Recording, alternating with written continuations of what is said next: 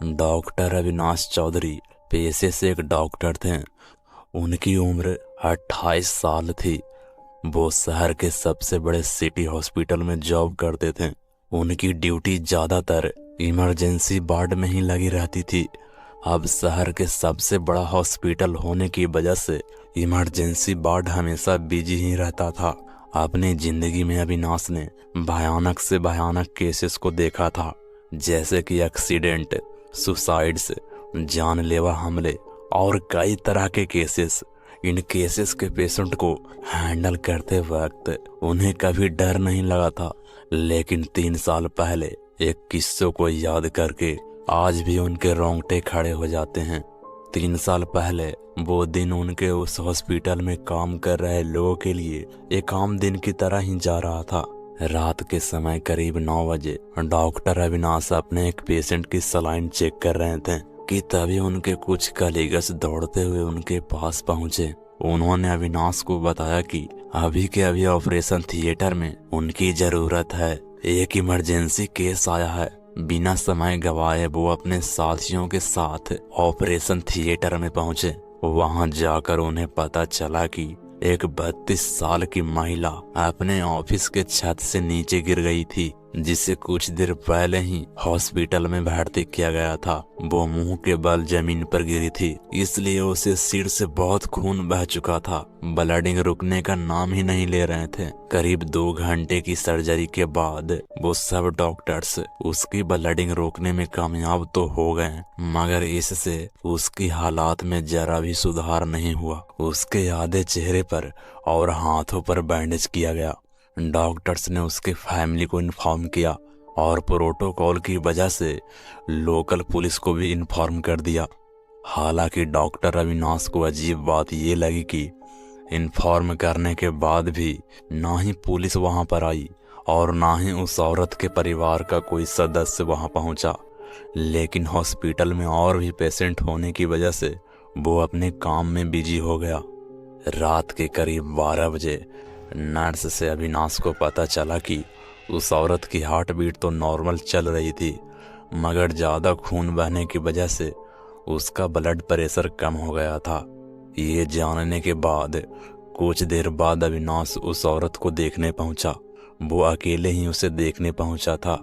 उस दिन हॉस्पिटल का कुछ स्टाफ छुट्टी पर था, इसलिए अविनाश खुद ही उसके ब्लड बैग्स चेंज किए और फिर मॉनिटर पर उसका हार्ट बीट चेक किया। सब कुछ नॉर्मल था। इसके बाद वो अपने केबिन में चला गया। तब तक उस दिन का उसका सारा काम खत्म हो चुका था। अपने केबिन में चेयर पर वो कुछ देर के लिए ही बैठा था कि कब उसकी आंख लग गई उसे भी पता नहीं चला। आधी रात को बाथरूम जाने की वजह से उसकी आंख खुली। बाथरूम जाने के बाद उसने घड़ी के टाइम देखा तो 2:20 हो रहे थे। उसने सोचा कि एक बार उस औरत को देख लिया जाए, इसलिए वो वापस उसे देखने पहुंचा तो हैरानी का ठिकाना नहीं रहा। वो औरत अपने बेड पर बैठी हुई थी। उसका आधे चेहरे पर बैंडेज लगे हुए थे, मगर बचा हुआ आधा चेहरा साफ दिख रहा था। ऐसी हालातों में वो कैसे उठी, ये अविनाश के लिए बहुत बड़ा सवाल था। अविनाश बोला, क्या आपको कुछ चाहिए मैम? उसको ऐसा पूछते ही उसने ना में अपनी गर्दन हिलाई। अविनाश ने कहा, आपको सो जाना चाहिए, आपको अभी आराम की जरूरत है। उसके ऐसा कहते ही वो औरत अजीब तरीके से मुस्कुराई और उसने कहा, मुझे ऑलरेडी बहुत सारा आराम मिल चुका है, क्या आप मेरी एक काम करोगे? उसका ऐसा कहना अविनाश को अजीब लगा, पर उस औरत को वापस बेड पर लेटना जरूरी था, इसलिए बिना देर किए अविनाश ने उसकी बात मान ली और कहा, जी जरूर। औरत ने बोली, आप मेरी पति से कह दीजिएगा कि उन्होंने ये बहुत बड़ी गलती की है। मैंने उन्हें वो सब करते हुए देख लिया था, मैं उन्हें छोड़ूंगी नहीं। अविनाश को कुछ समझ नहीं आया। उसकी इस बात को इग्नोर करते हुए वो उसकी ओर बढ़ने लगा। इस बीच वो औरत उसे अजीब तरीके से एक आंख से ही घूरती रही। उसके पास पहुंचने के बाद अविनाश बोला, मैं आपके पति को ये सब बता दूंगा, अभी आप सो जाइए। इसके बाद उस औरत को लिटाया और उसके मुंह पर ऑक्सीजन मास्क भी लगा दिया। फिर अविनाश अपने केबिन की ओर निकल पड़ा। केबिन की ओर जाते समय उसके दिमाग में यही सवाल था कि अब तक हॉस्पिटल का स्टाफ ने उस औरत को देखा क्यों नहीं। फिर उसने सोचा रात बहुत हो गई है, इसलिए कुछ लोग घर चले गए होंगे। ये सब सोचते हुए वो अपने केबिन में पहुंचा। केबिन में ही उसकी आंख लग गई। अगले दिन सुबह के 8 बजे अविनाश उस औरत को देखने पहुंचा कि उसकी हालत अभी कैसी है, लेकिन वो बेड खाली था। उसकी तो बेड शीट भी बदल दी गई थी। अविनाश को लगा कि अपनी फैमिली के कहने पर उस औरत को डिस्चार्ज कर दिया गया होगा, लेकिन उसकी हालात ऐसी नहीं थी। उसे इतनी जल्दी डिस्चार्ज नहीं करना चाहिए था। फिर अविनाश कंट्रोल डेस्क पर पहुंचा। वो नर्स जिसने कल रात उस औरत को अटेंड किया था वो वहीं खड़ी थी। अविनाश ने नाराज होकर उस नर्स से पूछा, मुझसे पूछे बिना उस औरत को किसने रिलीज किया जो केबिन नंबर 7 में थी। ये सुनने के बाद वो नर्स सरप्राइज होकर अविनाश को देखने लगी।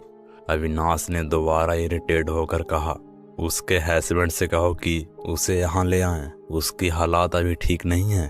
अविनाश आगे कुछ और बोलता ही कि उसकी बात को बीच में काटते हुए नर्स ने कहा, मुझे लगा था आपको किसी ने बताया होगा। उस औरत की तो कल रात ही मौत हो गई थी। रात के करीब 1 बजे उसका पति उसकी लाश लेकर तो चला गया। आप कल काफी देर तक काम कर रहे थे, इसलिए वार्ड के लोगों ने सोचा कि आपको उठाना सही नहीं है।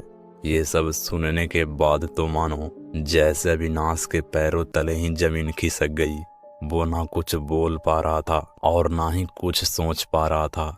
1 घंटे के बाद उसने अपने रिपोर्टिंग हेड को इन्फॉर्म किया और उस दिन की छुट्टी ले ली। ये सोच सोच कर उसका दिमाग खराब हो रहा था कि जिस औरत की लाश उसका पति 1 बजे ही लेकर चला गया था, वो उससे भला 2:30 बजे के करीब कैसे बात कर सकती थी। उस औरत के कही हुई एक एक बात उसे याद थी।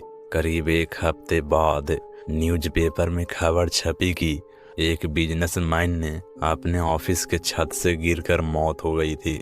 वो ठीक उसी जगह पर गिरा था जहां से करीब 1 हफ्ता पहले उसकी वाइफ ने कूदकर सुसाइड किया था।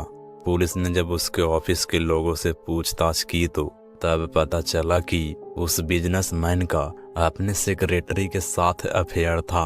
पुलिस का ये मानना था कि शर्म के मारे उसने सुसाइड किया था, तो ऑफिस के लोग ये मान रहे थे कि यह सिर्फ एक हादसा था, क्योंकि उस आदमी के बर्ताव में कोई बदलाव नहीं आया था। उससे कोई फर्क नहीं पड़ता था कि लोग उसकी सेक्रेटरी के साथ क्या बातें बनाएं।